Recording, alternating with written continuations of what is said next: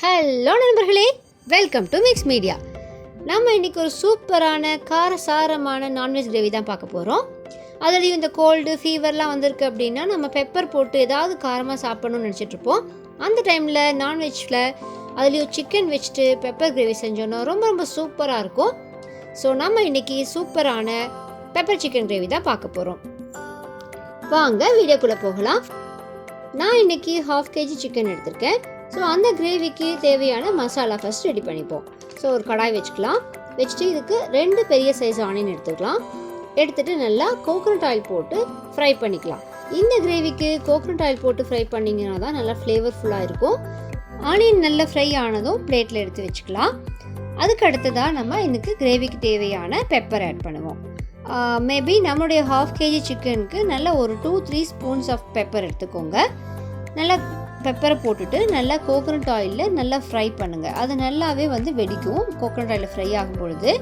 அப்படி நல்லா அதை ஃப்ரை பண்ணி எடுத்ததுக்கு அப்புறமா நம்ம கொஞ்சமாக கோகோனட் ஆட் பண்ணிக்கலாம். இதுக்கு ஒரு 1/2 மூடி கோகோனட் எடுத்துக்கோங்க. அதுவும் நல்லா சின்ன சின்ன பீஸாக கட் பண்ணிவிட்டு அதையும் நல்லாவே கோகோனட் ஆயிலில் ஃப்ரை பண்ணி எடுத்துக்கோங்க. நம்மளுடைய இந்த பெப்பர் சிக்கன் கிரேவி செய்யறதுக்கு ஒன்லி பெப்பர் மட்டுமே ஆட் பண்ணாலும் ஓகே தான். அப்படி இல்லைன்னா 2 க்ரீன் சில்லிஸ் ஆட் பண்ணிக்கோங்க. அதுவும் நல்ல ஒரு வாசனை கொடுக்கும். இது எல்லாமே போக நம்ம வேணும் அப்படின்னா நம்ம ரெட் சில்லிஸ் ஆட் பண்ணிக்கலாம். பட் இந்த பெப்பர் கிரேவி நல்லா பிளாக் கலரில் இருக்குங்க. அப்போ தான் நம்மளுடைய கிரேவி பார்க்கவே சூப்பராக இருக்கும். இந்த பெப்பர் சிக்கன் கிரேவி ரோட்டி, நான், சப்பாத்தி அண்ட் கீ ரைஸ் இதுக்கு எல்லாத்துக்குமே ரொம்ப ரொம்ப சூப்பராக இருக்கும். கோல்டு காஃபி இருக்கவங்களுக்கு எல்லாமே நம்ம யூஸ்வலாக மில்கில் பெப்பர் போட்டு கொடுப்போம். எப்பொழுதுமே அப்படியே கொடுக்காம நம்ம இந்த மாதிரி ஸ்பைஸியாக நம்ம பெப்பர் சிக்கன் செஞ்சு கொடுத்தோம்னா அவங்களுக்கு சாப்பிட்றதுக்கும் நல்லாயிருக்கும், த்ரோட்டுக்கும் நல்லது.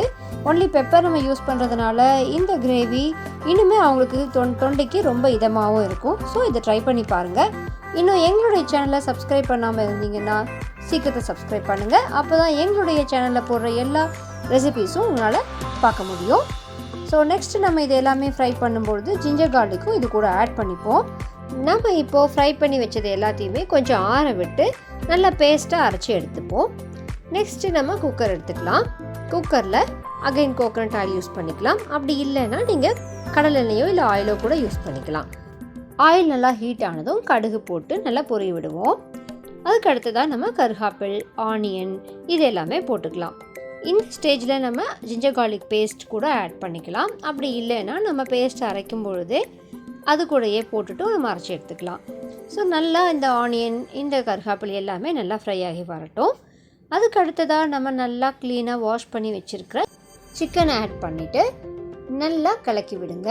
நல்லா அது அந்த ஆயில்லையே ஃப்ரை ஆகணும்.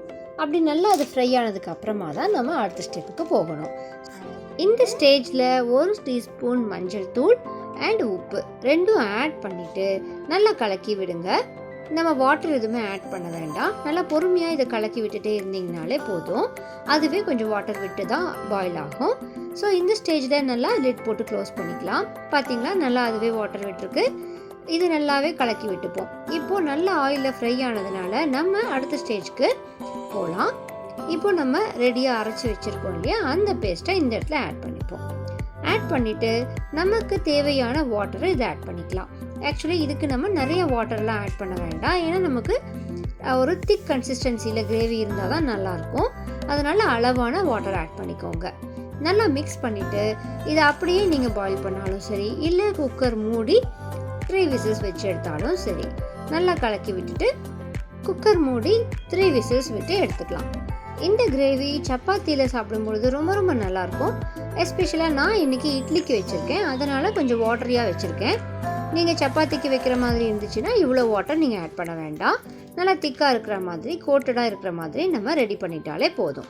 ஸோ அழகாக ஆயில் ஃப்ளோட் ஆகி வந்திருக்கு பார்த்தீங்களா. நம்மளுடைய கோகோனட் ஆயில் ஃப்ளேவரில் நம்மளுடைய கிரேவி ரொம்ப ரொம்ப சூப்பராக ரெடி ஆகிடுச்சு. ஸோ இதே மாதிரி நம்ம நாட்டுக்கோழி வச்சும் செய்யலாம், ரொம்ப ரொம்ப டேஸ்ட்டாக இருக்கும்.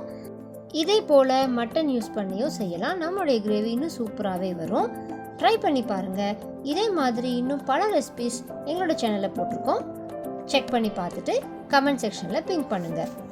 ஃபைனல் டச்சாக நம்மளுடைய கிரேவியில் கோகோனட்டை சின்ன சின்ன பீஸஸாக கட் பண்ணி ஆட் பண்ணிவிட்டு கொத்தமல்லி தழை தூவி இறக்கிடுங்க. இந்த கோகோனட் தான் நம்மளுடைய கிரேவியில் ரொம்ப டேஸ்ட்டாக இருக்கும்.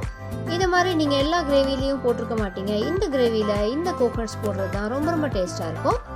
ட்ரை பண்ணி பாருங்கள். இதே மாதிரி இன்னும் பல ரெசிபீஸ்க்காக எங்களோட சேனலை சப்ஸ்கிரைப் பண்ணிட்டு காத்துருங்க. டாட்டா, பாய் பாய்.